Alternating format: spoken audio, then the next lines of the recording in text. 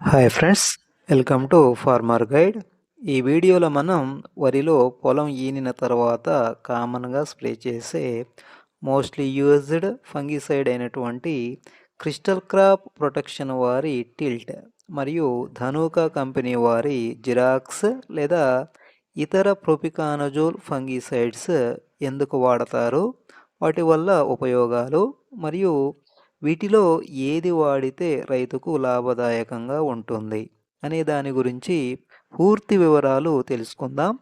First మనం crystal crop protection వారి Tilt అనే mostly used and top fungicide గురించి తెలుసుకుందాం. ఈ టిల్ట్ అనేది బ్రాడ్ స్పెక్ట్రమ్ సిస్టమిక్ ఫంగిసైడ్. దీని ఫార్ములేషన్, దీనిలో ప్రొపికానజోల్ 25% ఈసీ అంటే ఎమల్సిఫైయబుల్ కాన్సన్ట్రేట్ అనేటువంటి యాక్టివ్ ఇంగ్రీడియంట్ ఉంటుంది. దీని key features, first broad spectrum control. ఇది అనేక రకాలైనటువంటి పంటలలో అనేక రకాల శిలీంద్ర సంబంధ వ్యాధులను చాలా ఎఫెక్టివ్గా కంట్రోల్ చేస్తుంది. సిస్టమిక్ యాక్షన్, దీనిని స్ప్రే చేసినప్పుడు ప్రొపికానజోల్ అనేది మొక్కల ద్వారా శోషించబడి మొక్కల కణజాలాల ద్వారా అన్ని భాగాలకు కూడా సరఫరా చేయబడి మొక్కకి కంప్లీట్ ప్రొటెక్షన్ని అందిస్తుంది. నెక్స్ట్ లాంగ్ లాస్టింగ్ ప్రొటెక్షన్, శిలీంధ్రాల నుంచి మొక్కలను దాదాపుగా 25 రోజుల నుంచి 30 రోజుల వరకు కూడా ఇది ఎఫెక్టివ్గా సంరక్షించగలదు. నెక్స్ట్ రెయిన్ ఫాస్ట్నెస్, టిల్ట్ అనేది చాలా ఫాస్ట్గా 1 లేదా 2 గంటలలో మొక్కల ద్వారా శోషించబడుతుంది. 2 గంటల తర్వాత ఎంత పెద్ద వర్షం వచ్చినా కానీ ఎటువంటి లాస్ అనేది జరగదు. Next target crops and diseases, tilt అనేది అనేక రకాలైన పంటలలో శిలీంద్ర సంబంధ వ్యాధులను చాలా ఎఫెక్టివ్గా నియంత్రిస్తుంది. వాటిలో ఫస్ట్ వరిలో ప్రధానంగా షీత్ బ్లైట్, పాము పొడ తెగులును చాలా ఎఫెక్టివ్గా నియంత్రించగలదు.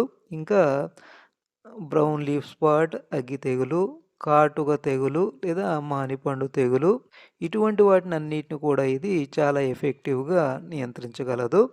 నెక్స్ట్ గోధుమలో కెర్నల్ బండ్ అంటే గింజలు నలుపు రంగులోకి మారడం, మరియు లీఫ్ రస్ట్, స్టెమ్ రస్ట్ అంటే ఆకులు మరియు కాండం పైన వచ్చే తుప్పు రంగు మచ్చల నియంత్రణకి దీన్ని వాడొచ్చు. వేరుశనగలో ఎర్లీ లీఫ్ స్పాట్, ప్రారంభ దశలో వచ్చే ఆకుమచ్చ, మరియు లేట్ లీఫ్ స్పాట్, ముదురు దశలో వచ్చేటువంటి ఆకుమచ్చ తెగులు, వీటిని నియంత్రించడానికి దీన్ని వాడొచ్చు. పత్తిలో లీఫ్ స్పాట్, ఆకుమచ్చ తెగులు నివారణకి దీన్ని ఉపయోగించవచ్చు. దీని డోస్ 200 నుంచి 250 ml పర్ ఎకర్, అంటే 200 mlని 200 లీటర్స్ వాటర్లో కలిపి 1 ఎకరానికి స్ప్రే చేయాలి, అంటే 1 ml per 1 litre water. Next best time to spray, అంటే దీన్ని ఏ సమయంలో స్ప్రే చేయాలి.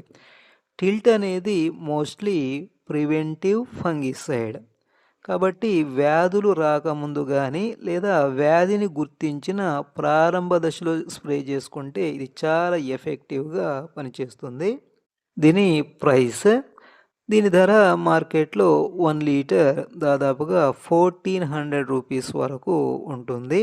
అంటే ఎకరానికి 250 ml చొప్పున 4 ఎకరాలకు టిల్ట్ కోసం 1400 రూపీస్ వరకు ఖర్చు పెట్టాల్సి ఉంటుంది. ఇక రెండవది ధనుకా కంపెనీ వారి జిరాక్స్ అనేటువంటి ఫంగిసైడ్. దీనిలో కూడా ప్రొపికానజోల్ 25% ఈసీ అనే ఫార్ములేషన్ ఉంటుంది. దీని ధర మార్కెట్లో 1 లీటర్ సుమారుగా 1100 రూపీస్ వరకు ఉంటుంది.